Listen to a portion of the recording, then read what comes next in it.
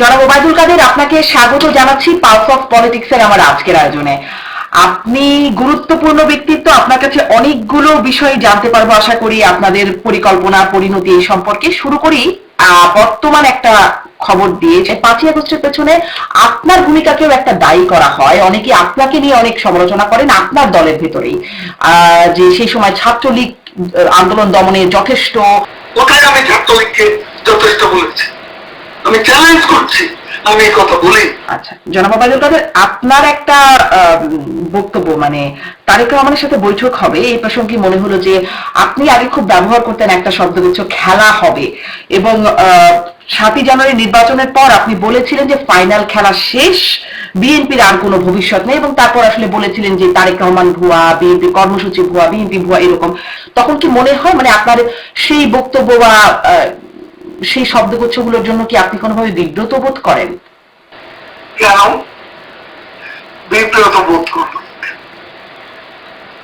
Political আপনি যে আজকে ভারতে পশ্চিমবঙ্গ বিধানসভা নির্বাচন আমরা দেখেছি যে এখানে পশ্চিমবঙ্গের মুখ্যমন্ত্রী এমনকি ভারতের প্রধানমন্ত্রী তখন বিভিন্ন জনসভায়, নির্বাচনী সভায় খেলা হবে বলে মন্তব্য করেছেন।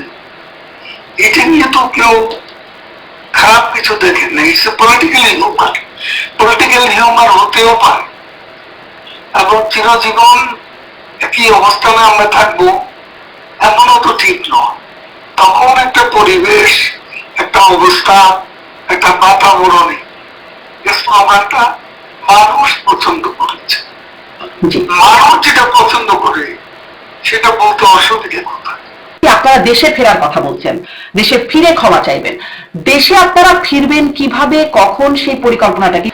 আপনি কি কোনো গ্যারান্টি দিতে পারবেন যে আমরা আব্দুল হামিদের মতো ফিরে যেতে পারবো নিরাপদে?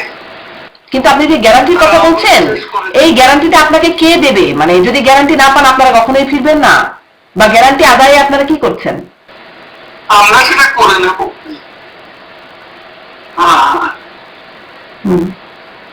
কিভাবে করে নেবেন? মানে যদি খোলা না থাকে আমরা পথ করে নেব, কারণ আমরা রাজনীতি করি।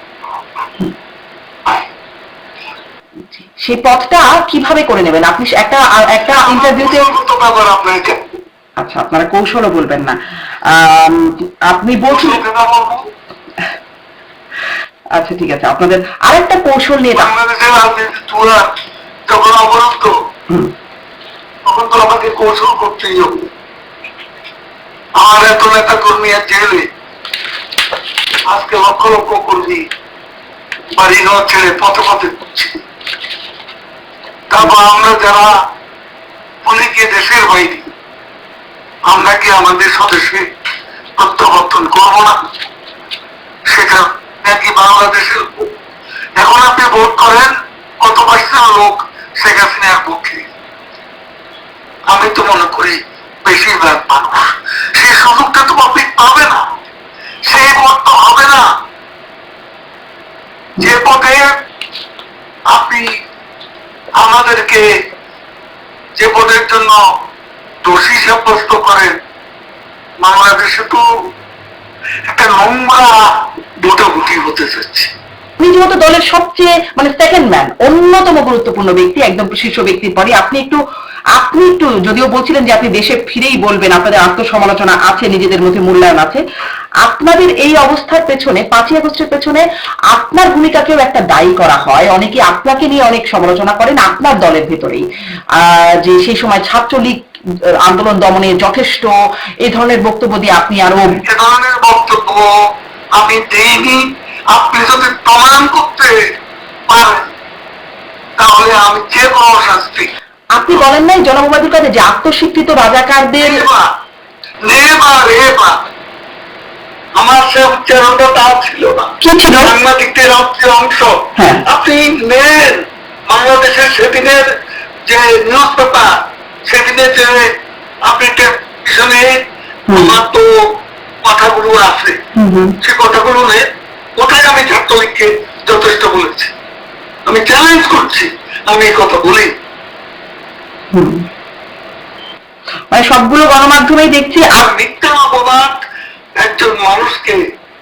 আচ্ছা, আপনি কি বলেছিলেন আমাকে আরেকবার একটু রিকল করিয়ে দেবেন, আরেকবার একটু বলবেন, কারণ সবগুলো গণমাধ্যমে এই খবর কনফার্ম করছে যে আত্মস্বীকৃত রাজাকারদের বিরুদ্ধে মানে ছাত্রলীগই যথেষ্ট। আপনি বললেন কোট করব। নো, আমি একথা বলিনি। আপনি আসলে তাহলে কি বলেছিলেন? আমি যা বলছি, আপনি ওই ভিডিওটা নিয়ে আসেন, ভিডিওটা নিয়ে আসেন, বাংলাদেশে আছে সেটা। জি, সেখানে ভিডিওতে আমার মানে যত কোথাও ছাত্রলীগ যথেষ্ট ওই কথা বলা। জি, মানে আপনি কি বলেছেন সেটা কি আপনি এখন বলবেন? আমি আপনার কাছে চ্যালেঞ্জ করছি, এটা একদম অসত্য, সার্টিফিকেটেড, মোটিভেটেড।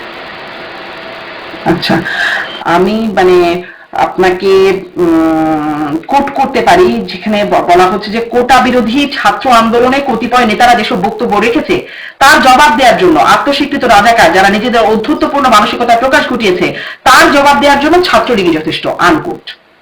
নো, একথা আমি বলি।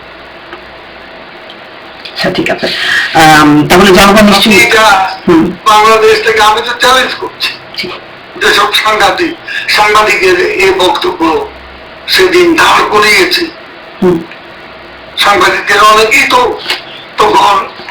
তখনকার যে বিস্ফোরণ, জঙ্গিবাদী বিস্ফোরণ, তার সমর্থক ছিল, অ্যাক্টিভিস্ট ছিল। জি, থ্যাংক ইউ।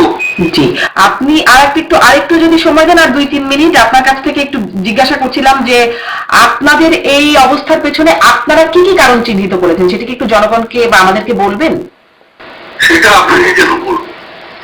কাকে বলবেন? আমি যখন বলবো দেশের জনগণকে, তখন আপনি প্রেসের লোক থাকতেন, জি, আপনিও সেখানে থাকার অনুমতি পাবেন। জি, কিন্তু এই যে মানে এখন যে আপনারা উপলব্ধিটা করছেন, আপনি কি কোনো সময় আগে এই উপলব্ধিটা করতে পেরেছিলেন? কারণ আপনার মুখ থেকে আমরা শুনেছিলাম, সেই যে বলছিলাম, শুরু করছিলাম যে 2017 সালের এপ্রিলে একটা চট্টগ্রামে একটা সভায় আপনি বলেছিলেন আওয়ামী লীগ ক্ষমতায় না থাকলে টাকা পয়সা নিয়ে পালাতে হবে, তা কি ভাবেন না? দল যদি ক্ষমতায় না থাকে, এখন যে টাকা পয়সা রোজগার করছেন তখন এই টাকা নিয়ে পালিয়ে বেড়াতে হবে। তখন তাহলে এটা আমার এ ধরনের কথা বলার অর্থ। জি, জি, এটা আমি কর্মী সবাই বলেছি, জি, চট্টগ্রাম জি, কর্মীদেরকে বলেছি, সেটা তো আমি তাদেরকে সাবধান করবো। মানে আপনি তো প্রধানমন্ত্রী তার বক্তব্যে অনেকবার সাবধান মানে উচ্চারণ করছে। আপনি কি তখনই উপলব্ধি করেছিলেন যে এরকম একটা পরিণতি হতে পারে, এজন্যই সাবধানতা বাণী? যাতে না হয় সেটা আমি সতর্ক করে দিচ্ছি। তারপরেও ঠেকানো গেল না কেন? মানে সেই টাকা পয়সা নিয়ে পালাতেই হলো কেন নেতা কর্মীদের? টাকা পয়সা নিয়ে কে পালিয়েছে? মানে এই যে আপনি যে অবস্থায় আছে আওয়ামী লীগের নেতা কর্মীরা, ওই 2-4 জন বড় লোকের কথা পান, তারা তাদের ওইতে আগে বল। আমরা আমাদের পার্টি করে যে নেতা কর্মীরা দল করেছে, তারা ওই লুটপাট করে এখানে আসে। কিন্তু আপনার বিরুদ্ধে, আপনার এবং আপনাদের মতো সিনিয়র কেন্দ্রীয় নেতাদের বিরুদ্ধে লুটপাটের যে অভিযোগ, যে একটা অভিযোগ একদম আপনাদের নেতারাই আমার এই অনুষ্ঠানে এসেই বলেছেন, মনোনয়ন বাণিজ্য। আপনারা মনোনয়ন দেওয়ার সময় বিপুল বড় অঙ্কের টাকা নেবার অভিযোগটা খার বিরুদ্ধে ছিল, যারা কমিটিতে ছিলেন, মনোনয়ন কমিটিতে আপনিও ছিলেন। আপনি প্রমাণ করেন। মানে আমি কি করে প্রমাণ করব? আমি তো আসলে অনুসন্ধানী সাংবাদিকতাটাও করি না। আপনাদের নেতা কর্মীরাই এদের অভিযোগটা করছেন। অপবাদ দেবে, যে অপবাদ দিয়েছে তারা তো বলেনি মেট্রো রেলের জন্য কি কষ্ট আমি করেছি। করেছেন শেখ হাসিনা, কিন্তু আমি তো দায়িত্বে ছিলাম। পদ্মা সেতুর জন্য কি কষ্ট করেছি, 4,000 সেতু নির্মাণের জন্য কি কষ্ট করেছি। বাংলাদেশে এত 4 লেন 6 লেন 8 লেনের রাস্তা, সেই সমতল থেকে পাহাড় পর্যন্ত, তারপরে লিমিটেড এক্সপ্রেসওয়ে, এগুলো তো কেউ কোনোদিন বলে না। না, এগুলো তো আপনারা অনেক বলেছেন। কথা তো বলে না। না, এগুলো তো 15 বছর ধরে বলেছেন, এগুলো তো শুনেছে মানুষ, সবাই জানে এই বিষয়গুলো, শুনেছে। যেই প্রশ্নগুলো আমার গুণের কথা বলবেন, আর আমি যখন থাকবো না তখন আমার বিরুদ্ধে মিথ্যা অভিযোগ সাজাবেন, প্রমাণ করুন। জনাব ওবায়দুল কাদের, এই অভিযোগটা আসলে আপনার দলের নেতা কর্মীরা করছে। যারা করেছে এটা প্রমাণ করতে পারবেন। জি, মানে এই অভিযোগটা আপনার দলের নেতা কর্মীদের, তাহলে এই অভিযোগটা আপনি মানে নেতা কর্মীদের উদ্দেশ্যে কি বলবেন যারা এই অভিযোগ করে? কোন নেতা কর্মী অভিযোগ করে? আমার এই অনুষ্ঠানে রাশেক রহমান, আওয়ামী লীগ নেতা রাশেক রহমান, যিনি 24-এ মনোনয়ন পেয়েছিলেন রংপুর থেকে, তিনি এই অভিযোগটি করেছেন। একদম মনোনয়ন কমিটিতে যারা আছেন, রাশেক রহমান, কোষাধ্যক্ষ, মানে আওয়ামী লীগের কোষাধ্যক্ষ আশিকুর রহমানের। আমার কথা শুনবেন? জি, অবশ্যই। তিনি এত জনপ্রিয় নেতা, মনোনয়ন দেওয়া হয়েছে, ইলেকশনে স্বতন্ত্র প্রার্থীর কাছে, এটাই ওনার মনে কষ্ট, আর কিছু। কারণ উনি মনে করেছেন আমি ওনাকে হারিয়েছি। আমি কেন? তার বাবা আমরা একসঙ্গে হারিয়েছি। আমি আগ্রহ কিছু তরুণকে মনোনয়ন দেওয়ার পক্ষপাতী ছিল, এর মধ্যে সেও ছিল। এবং সেই ইলেকশনে তাকে কি আমি জোর করে যেতাম? জি, আপনি বলছেন যে তিনি জেতেননি বলেই তিনি অভিযোগটি করছেন, কিন্তু সেটি তো শুধু তার অভিযোগ না। এখন সরকারের পক্ষে লোককে বলে, আওয়ামী লীগের বিরুদ্ধে বলে কিছু পেতে চেষ্টা করছেন কিনা জানি না। আমাদের তো 2 জনের মধ্যে জামিন টামিন নিয়ে ফেলছে। কাজে এরকম হঠাৎ করে ভালো লাগে না। ওই যে হঠাৎ করে প্যান বদলানো, পোশাক বদলানো, কত নেতা দেখলাম দেশে।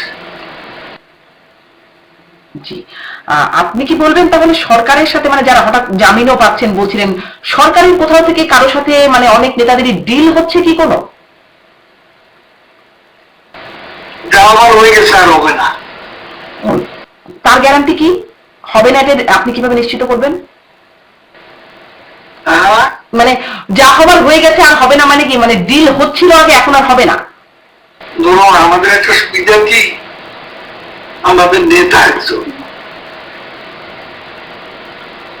কর্মীদের মধ্যে, নেতাদের মধ্যে প্রতিযোগিতা থাকতে পারে, সেটা সুস্থ প্রতিযোগিতা, এটা কোন অসুস্থ প্রতিযোগিতা।